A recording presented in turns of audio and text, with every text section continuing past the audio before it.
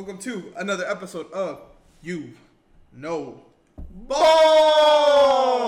baby. You by Playbook Sports. I'm Anthony.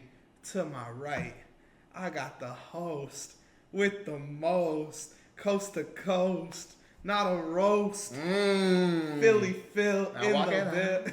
Now walk it out. Now walk it out. The Philly bounce is here. We're here. We're going to be doing our top 30 starting centers in the NBA. We're ranking every center in the NBA, but this is going to be in 3 parts. So today we'll be going over 30 through 21. Next video, we'll go through 20 through 11. Video after that, we'll go through 10 through 1. Top 10er. So if you guys are looking forward to that, ring the little bell in that corner, man. We're at 228. We're on the road to 300 subs, 400 subs, 500 subs. All the way to 1,000. Come on. Phil, let them know what else they can follow us, man. Hey, please make sure to like, subscribe, and follow Playbook Sports HQ on Instagram, TikTok, YouTube, and Twitter. And also especially hit that bell because we're going to have some live streams coming at y'all real soon. Yup. But yeah, let's get into it. Yeah, so just want to be clear for everyone at home, so you know, this is going into next season. So it's a little bit of last season, a little bit of projecting, but this is the starting centers according to ESPN. So if a player isn't starting that you expect to start, take it up with ESPN, man, not us, because we just needed a set list. I'll start with my number 30. I don't think this will be a hot take. I'm guessing this is your number 30. I had Trace Jackson Davis. That actually is my it's not. 30th. I have somebody below that. I'm going to be honest. I feel like Trace Jackson Davis, to me, is like a clear-cut worst center in the league. You know, like it's great that they got him so late in the second round that he could come in there and play meaningful minutes in the NBA, but he's just not that great. I kind of like him. Really? I kind of like him. I like his energy. I thought he was going to be worse than I thought he was going to be worse, but he was actually better than I thought he was going to be. Like, okay. He plays physical, really strong, really athletic. He can rebound. He's pretty much everything the Warriors need. He just can't shoot. But yeah, that's why, like, he just, again, like, you look at dudes they've had in the past, like Festus Ezeli, Jordan Bell, Kevon Looney, Willie Cauley-Stein. Like, those dudes just, like, they don't really need a center, so that's why it's not, like, a big deal that he's number 30. Yeah. But it's just kind of, it is what it is. He does his job good, but he's not, like, if he was on, like, the Thunder, I wouldn't be, like, stoked about him, you know? Yeah, I'm not. That's not a bad place to put him because I mean he's not far from where I put him. Who's you got at 30? Hey, at 30, I thought this would be a little obvious because I mean we haven't seen this dude play yet in the NBA, so I put Yves Missy at number 30. I just believe in him a little more than Trace. Yeah, I get it, but you know he's not really a strong rebounder, and I mean he's 11-6-0 in college with 1 steal and 2 blocks, and I mean that's nice, but on this Pelican team. I mean, is he gonna break out? You feel like he's gonna break out that much? Because I'm just looking at it. The best I could see him doing is 7-7-1 with 1 block. Yeah, that's the best I could see. That's the best I could say. I said he could be an 8-8 guy. Like that's my ceiling for him next year. I think that's better than Trace Jackson Davis, who gives you 8 and 5. Like I'd rather have an 8-8 with an athletic center. Because Trace Jackson Davis, I don't look at as like a superb athlete. He just kind of does what he's supposed to do, and that again, completely fine. But I'll go to my number 29. This is a dude I really like, and it kind of hurts that I have him at 29 because I wanted to put him in like my top 15, top 13 range. But Mitchell Robinson, damn, he's just like, I thought he was so much better than what he is, bro. Like every time I watch him play, I'm like, dude, this guy's so good. Great rebounder, shot blocker. Last year he averaged 5.6 points per game, 8.4 rebounds, and a block. He didn't play the whole season, but it's just kind of like I don't know where he fits in this Knicks rotation. Like he's probably the center, but you know they don't want him to be the starting center, bro. Yeah. And that's why I like him. In 2019 he shot 74% from the field. Like that is ridiculous, but I just don't think he'll ever get back to there, bro. I feel like he's starting to decline already, and it just kind of sucks. Has his injuries been that bad? Yeah. I mean, come on, bro. Like 5.6 and 8 isn't like elite starting level. Yeah, know? That's true. I mean, hopefully he can pick it back up. Yeah. For my 29, I actually had Trace Jackson Davis right here. Okay. And yeah, I mean, this is super low, but I do think he's going to have a pretty good season next year. My predictions for next year for him was 10-7-2 with 1 steal and 2 blocks because I only feel like that because 2 blocks. Well, I just feel like that because his whole focus is just going to be Golden State's a perfect place to be a center. Like if you're a new center coming in, you want to play for Golden State because they have no height whatsoever. And the fact that they'll be able to rely on you, like you saw him last year, like he got so much of experience, like it's not going to be like a hard fit for them. Like he started a couple times. I think he's going to be able to go in. I think that, yeah, whatever, the Stephen Curry gravity is going to help him score a little bit, get that 10 because he averaged 8 points last year. And I think he's going to help Draymond with the rebounds. I know Draymond's going to be getting the rebounds too, but I think he's going to get a lot of them. And passing the ball, kicking it out to whoever, Brandon Podziemski, Stephen Curry, whatever. But he's really going to be focusing on defense. That's why I feel like he may average 2 blocks next year.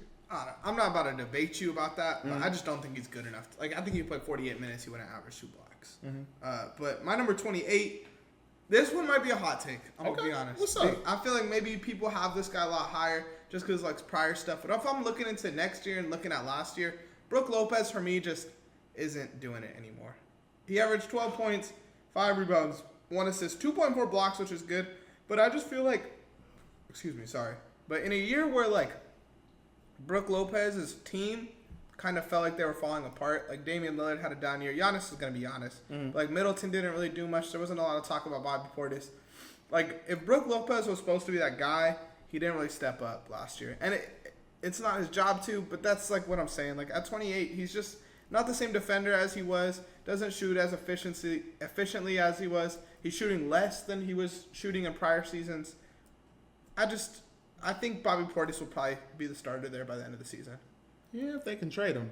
I mean, he isn't that bad. No. Not if they could trade him. I think Bobby Portis will start over him by the end of the season. Oh, you think he's going to start over? Yeah, over Brook. I think, like, with Dame there, like, Bobby Portis is a better roller for Brook than Brook Lopez. Like, I don't know. I think Bobby Portis would be a lot higher on my list than where Brook Lopez is right now. I mean, yeah, but I mean, he still had a pretty good season. Like, he averaged 13, 5, and 2, 1 steal, 2 blocks. But all the dudes above him are 12 and 10 guys. That's true. I mean, 12 and 10, but he still did his job scoring-wise, and he still blocked shots. He got 2 blocks. It's hard to do sometimes. Which is good, but, like, they're just funneling dudes into him because their perimeter defense is so bad. Like, so he's going to get those opportunities to block those shots if no one's playing defense up top, you know? Yeah. Well, let's see what happens this year, but I got him higher on my list. A lot higher? I got him a lot higher. We're going to talk about that. That is overrated. I had him higher. You said 28? Yeah. At 28 for me, I got Walker Kessler. Walker Kessler? I got Walker Kessler at number 28. I don't know if he was... When I looked, I don't think he was a starter. Who'd they have him? I think they had John Collins starting. At center? Yeah. Let me make sure. But I didn't have him on my list. You looked the same thing I did, yeah? I believe so. Maybe they updated it. Am I tripping? Where's the Jazz? Yeah, they have John Collins. Bruh. At center. Then I'm tripping. But talk about Walker Kessler, man. My fault, man. I was thinking Walker Kessler was going to start, but I just don't really see him improving from what he did last year. I feel like he's going to do the same stuff. I like him. I like him. I just don't feel like it's better than the centers I have above him. Like, okay. I do feel like the other ones are a little better and they're going to have bigger opportunities. Like, I feel like offensively they give more than he does. Like 8 points, yeah, it's nothing, but I mean it's not like he doesn't do anything, but I don't know. I just feel like he's just out there to get blocks, which isn't a bad thing, but it's like what else? I think he's a great shot blocker. I think he's a great pairing next to Laurie as well. I don't know how many blocks he averaged 2.4 blocks, which I feel like was more real than Brook Lopez's blocks because that team isn't a bad defensive team. But you know, to each his own, I guess. I like Walker Kessler miles better than Brook Lopez. I like him more than John Collins, honestly. I do. That's why I'm shook that they have John Collins starting next year at center. Yeah, I wouldn't start him at center. They have John Collins starting at center, and then they have Lauri Markkanen at the 4? At the 3, and Taylor Hendricks at the 4. What the fuck are they doing? I have no clue. They're tripping. But okay, my fault, y'all. My fault. Hey, we'll get him next time. At my number 27, I had Ivica Zubac. Just another player where it's just like, the dudes above him, I could kind of talk myself into a little more, get a little more excited. Like Zubac at this point, I know he's going to get me 12 and 10. I know he's not going to do anything crazy. I know he's not like a lob threat or nothing like that. He's kind of just like good at everything. Or not good at everything, but he's like a pretty average center to me. You know, like he'd be good. I think coming off a bench. I just think he's been starting for so long. Like, I don't know if he's really like elevating the Clippers. If they had like a real center, like a Yves Messi or something like that, like someone fun like that, I think this team would have a lot more energy than what they do. I'm not looking forward to watching Zubac next year, so I put him at 27. Yeah, I should have put Zubac lower on mine, come to think of it, because I didn't think about the fact that I forgot in the playoffs they had him like benched. Yeah, I wouldn't be surprised if he's not the starter next. I mean, he has good numbers. Yeah, he wasn't really useful as much as he used to. So I should have had him lower on this list, but I have him higher. Okay. But for my 27, you may be mad about this. I got Mitchell Robinson at 27. I'm not mad. That's low. Okay, I got Mitchell Robinson. We got him in the same section. Now, I get it. We were talking about all these other guys and now Mitchell Robinson taking a hit. But I do think Mitchell Robinson is a little better than Walker Kessler. I just like his energy. I like his strength. I like all that about him. And not to cut you off, but I just feel like we never get that full season out of him. All his problems he's had from his rookie year with like fouling and stuff, like he still has all that. Yeah. He hasn't just like grown at all. Well, Walker Kessler is kind of like newer, fresher. Like they could shape him however they want. Mitchell Robinson, it's kind of like we know what he is. He's gonna get you, 5 and 8, bro. Yeah, I think it was like, oh damn, yeah, 5 and 8 or 8. No, I'm looking at the wrong person. It was 6 and 9. 6 and 9. Yeah, I mean, like he just doesn't move the needle for me. Yeah. Anymore. And I liked him, bro. I liked him, but I just can't ride for him anymore. Yeah, well, as long as he's on the floor, he's gonna do a good job. But that's if he's on the floor next year. Yeah. He's not getting injured. But I'm gonna keep him at 27. Okay, my 26. This is where I have Yves Messi. Ooh, I think, you like that dude. I mean, at 26, I just think he's a bad fit next to Zion, but a great fit next to DeJounte. And you have Coach Willie Green there, bro. Like, he played on the Lob City Clippers. If they can make this shit like the Lob City Clippers with DeJounte being like your Chris Paul, you have Zion being your Blake Griffin, and then you have Yves Messi being like a DeAndre Jordan type, bro. Like, that could be interesting. That actually could be some fun right there. And then, like, if they can move McCollum and, like, Brandon Ingram and just get some more role players and you could start Trey Murphy, Herb Jones, and have, like, a deeper bench, I think Yves Messi is a great fit here. No, I like him with the Pelicans right now. I think that was an excellent pickup. I think that was the only pickup they could do there. If they got anybody else, that would have been like, what are you doing? Heard some stuff about they were trying to get Isaiah Collier, and I was like, why another point guard? Yeah, it would have made sense, especially, like, with Dyson Daniels finally looking like he didn't look great, but he's like finally NBA ready. Well, Dyson Daniels is on that Atlanta Hawks. Oh, I'm tripping. Yeah. You're right. They traded him for DeJounte. But yeah, I don't know. I like him next year. That ain't bad at all. At number 26, I actually kind of was bummed because I like this guy, but the fact that he's here, and correct me if I'm wrong if this is the wrong center again. I got Wendell Carter Jr. I got him on my list too. I have him in the same. All right, just making sure. I got Wendell Carter Jr. at number 26. Now, the situation in Orlando is really weird because now with Jonathan Isaac coming back, they have been playing him a little bit more at center. But the thing I'm worried about is they signed Goga Batadze to a pretty big contract for his skill level. I think it was like he's getting $10 million per year now. I think for the next 3 years, but. If you have him signed, if you have Mo Wagner signed, if you have Jonathan Isaac signed, what's going on with Wendell Carter Jr.? Because that's 4 centers if you think about it. Yeah. So is he going to get playing time? Is it going to be a whole bunch of switching out centers and then they're more focused on the guards and Paolo and Franz? Or is he really going to be able to bang down low? Facts. Bang down low. I want him to, but I don't know, man. This roster with the centers, maybe he gets traded. Yeah, I got him a Laker. A little higher up, but I agree with you. Like, I wouldn't be surprised if Goga, Jonathan Isaac end up starting by the end of the year. Yeah. But my 25 feels low. I'm not gonna lie, but 25 is a lot of respect for him. It's Al Horford, which Al Horford last year 8.6, 6.4, 2.6, and 1.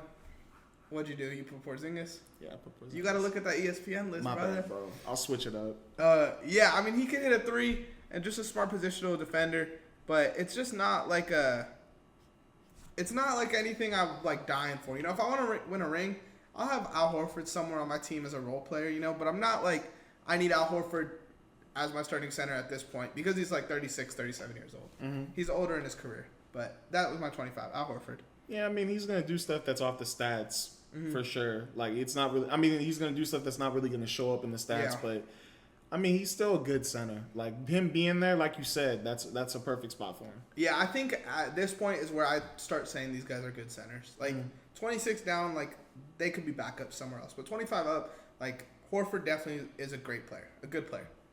You know, the center's position is deep. Yeah. It's really deep. The fact that, like, Al Horford's 25 after, like, being a very pivotal piece in a finals run is pretty impressive. Who's your 25? At number 25, I've got this man, even though I feel like, well, I don't even know, man. Like, I feel this is a pretty decent spot. I feel like it's just right, but he'll get up there during the season. I got Derek Lively II at 25. Okay. I like him. Averaged 9.7-1 with one stock. Perfect last year. Had a defensive rating of 112. Isn't far off from Jokic's, but I don't know. I wonder how it's gonna be with Klay Thompson there. I wonder how it's gonna be with Najee Marshall there now. Like, is it gonna be a new dynamic? Is he just gonna be a lob threat, or is he still gonna be able to get all these rebounds and do what he did his rookie year? Because he had a really good rookie year. Mm-hmm. Like, that man went all the way to the stinking finals. Yeah, he went on a run. But I mean, he wasn't. I'm not trying to call you out, but he's not supposed to be the starter next year, bro. That's Gafford. I've heard from like millions of different sites that he's starting next year over Daniel Gafford. Hey, not the one we were supposed to use. Holy crap. But yeah, I mean, I like Lively, I like Gafford. I feel like they're both kind of in the same range, but I got Gafford a little higher. I'm tripping right now. A little higher up. But 23 is where I got Wendell Carter. Okay. And you pretty much covered everything. We don't have to go too deep into it, but who's your 23? I thought we were at 24. Oh, I did. I skipped. Nah, you good? It's all good. My bad. 24, I have Jonas Valanciunas. Hey. Shout out Jonas Valanciunas. Ouch. He's a good center. Does his job, but I just feel like by the end of the year, like, I'd probably start Patrick Baldwin over him. Like, we kind of know what Jonas is. For the Wizards, think about it, bro. Like, why are you having this guy take minutes from your young guys? Why not just start Alex Sarr? Well, Alex Sarr will start at the 4. I'd start him at the center at that point. If you're not going to play Jonas Valanciunas at the center, why not just put Alex Sarr there? Because Sarr, to me, is more of a 4. He's better with the ball. I think I would like a little Sarr PBJ action, but I know what Jonas Valanciunas is. He's kind of an empty stats type of center where he's going to have these great stats, but it's like, it's not leading to wins or anything. You know, shout out him.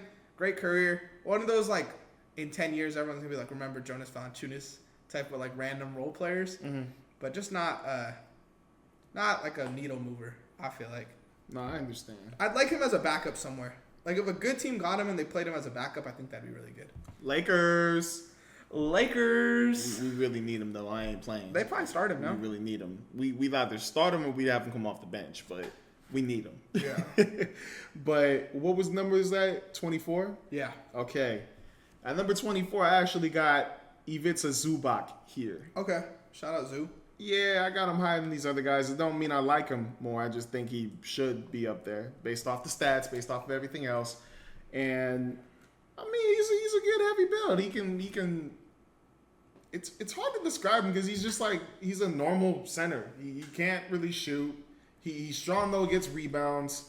His defense is okay, but like we said before, he was useless in the playoffs. Yeah. Like, they went to small ball more when they were in the playoffs against the Mavericks. So I don't know if that'll be well, then again, he got another contract, but I still do feel like that's a hit on him. Yeah, he's not like not a needle mover, bro. Like, he'd be a good backup somewhere, but like, I have him 27, you have him at 24. Like, we kind of know. You know what Zubac is gonna do, you know? Yeah, my 23 is Wendell Carter. I already talked about that. Who's your 23? 23, I have Jakob Poeltl right here. Okay. Actually. I like Jakob Poeltl. I like him. I just don't know if he can do any better with the Raptors than he did last year. Even I mean, any better than what he did with the Raptors replicated this year. Because it's like, we don't know what they're doing next year. We don't know if they're going to push for the playoffs or if they're just going to tank. And if they're tanking, is he going to really go out there and, like, be the same person averaging 11, 9, and 3 with 1 steal and 2 blocks, or is he going to just not care at all and just sometimes he'll have a double-double one game with 3 blocks, or he'll just have like a 5-and-5 game with, 4 assists and call it a day. Not even get you a block, but it's just hard to see what's going on with the Raptors. Yeah, I had him a little higher just because I feel like he's kind of underrated because he's so boring. Like, he's kind of a boring player. I don't think he's boring. I just feel like his situation with the Raptors isn't It's that weird, good. too. Yeah, I agree with you. There's no mission. Yeah, I got him. He might be in the next video because I got him a little higher. But Okay. my next dude at number 22, I got Clint Capella. Averaging 11.5, 10.6. I know it's your guy. 1.2 assists, 1.5 blocks. He's cool, but if I'm projecting into next year, bro, like if I'm the Hawks, I'm having Onyeka and I'm having Jalen Johnson take minutes from this guy. You know what's funny? Huh. I got him at 22. What? I got that boy at 32. That's why you thought I hated that, or you thought I was going to disrespect me real quick. I think we'd have him higher. I was thinking about it, but the other players I just feel like are better, bro. Okay. So I just put him at 22. I was like, Yeah, he's turning 30 next year, and again, like I said, Onyeka and Jalen Johnson are taking minutes from him, bro. I feel like Capella probably has another gear when it's like time to compete, but I just don't know if he's getting that in Atlanta. I'd love to see him off the bench somewhere. I'm just thinking about Big O, like Chino Hills native. Hey, This guy right here. I'm just thinking about Big O because there were games where he was like really good as their starter, and he plays a little heavier. Like he plays that role a little better, and he's shooting 3-ball more. So, I mean, we can see him get traded.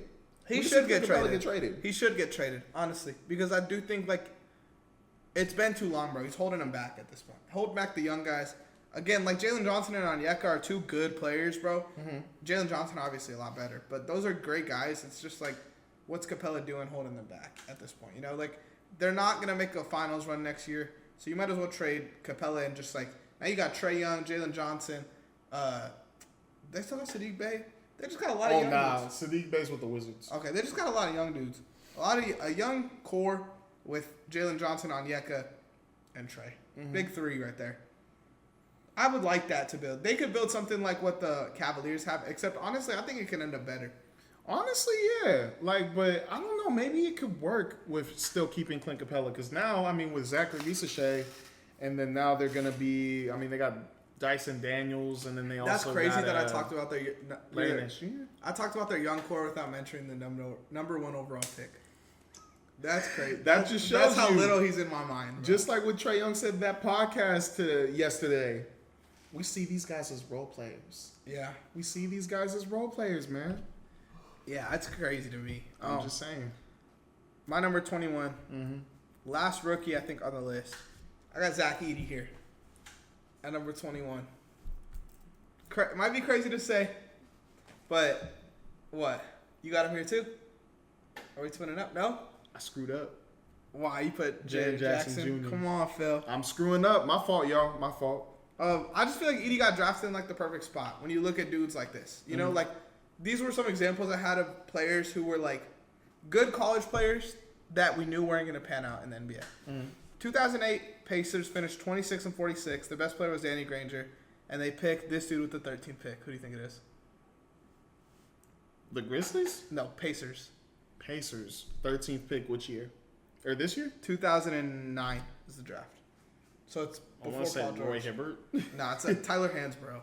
Oh, Like, I forgot about He Tyler. was cold in college, Fighter bust Tyler. in the NBA. 2010, Sacramento struggled, finishing 25-57. Needed a tag team guard to pair up with Kevin Martin, so they picked. Tyler Hasbro? No. This is a different guy. Sacramento Kings, 2010. Who would Marcus Cousins? No. We're talking about a bust, generational bust. Oh, well, that's 3-on-3 tough, go, but generational bust. I don't know. Olympic 3-on-3 go. Oh, Jimmer? Jimmer Range, baby. Jimmer Fredette? All right, this Oh, one. my goodness. 2016, the Suns were bad. Eric Bledsoe was their best player. They needed a guy, so they drafted this wing with the afro Wing with an afro. from Kansas. Was supposed to be good. Same year as Tatum. Same year as Tatum. Number 4 pick. With Y'all which better team? know this at home. With which team? Which college or which NBA team? Which NBA team? Suns. And he went to Kansas. Oh, is this Isaiah? Or no, not Isaiah. Josh Jackson? Josh Jackson, the coolest. So that's what I'm saying. Like, I feel like all those guys got drafted to situations they need to be a star. Zach Edey's getting drafted to Memphis where he could just kind of do his job.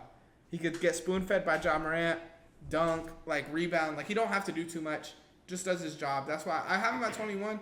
But I think Zach Edey's going to be a great role player in the NBA. Man. Zach Edey is going to eat with the Grizzlies, bro. He's going to eat. He's going to help Jaren Jackson Jr. for sure. Since, I mean, we all see Jaren Jackson Jr. as a 4. We know that. We all see Jaren Jackson Jr. as a 4. So the fact that he can now play help defender like Anthony Davis, and he's going to have a little Dwight Howard or, 7'5" or what is he? 7'4", 7'5"? 4, I think. But he's 7'4" Dwight Howard down there. That's going to be perfect, bro. A giant. I wouldn't call him Dwight Howard now. But he's a beast. I'm just saying, JaVale McGee, Dwight Howard. I'll say JaVale. Just the form. But Dwight was that guy. Dwight's crazy, man. Dwight, I was watching his highlights earlier. What's your 21? At 21, to finish it off, I got my boy, the conductor, Jalen Duren. Okay, damn, that's low. I don't think it's that low compared to the other guys I got over him, but that's low, brother. I got Jalen Duren at 21. Why? I just think that with the Pistons, like it's almost the same situation with Jakob Poeltl. Because I like Jakob Poeltl, but we don't know what the Pistons' mission is. And now, I mean, we got more. What do they get? Tobias Harris, Malik Beasley? Yeah. And I feel like Tobias Harris is going to steal some of his rebounds too. But I don't think he's going to have that strong of an impact. Jeez, you're tripping. I don't know, bro. I think Jalen Duren is the perfect dude for the Pistons. And I think, honestly, it's going to get screwed up. Everyone's hated on the Pistons offseason. I don't think it was that bad. I don't think it was that bad. I just feel like it's going to affect Jalen Duren. I don't know. Low key. I feel like it's going to affect him. I think he doesn't have to do as much when it comes to, like, being a lob threat, like, scoring-wise, because they got dudes that could score. They got perimeter defenders in Ron Holland they drafted. Yes, Ron Holland and Asar Thompson, just another year to develop. That's who. But they have dudes around him where he doesn't have to be putting in like crazy work anymore. He could just do him. Like Isaiah Stewart could slide to the bench now. You don't have to be a stretch 4 anymore, bro. Mm-hmm. Like we got Tobias Harris now. We're good.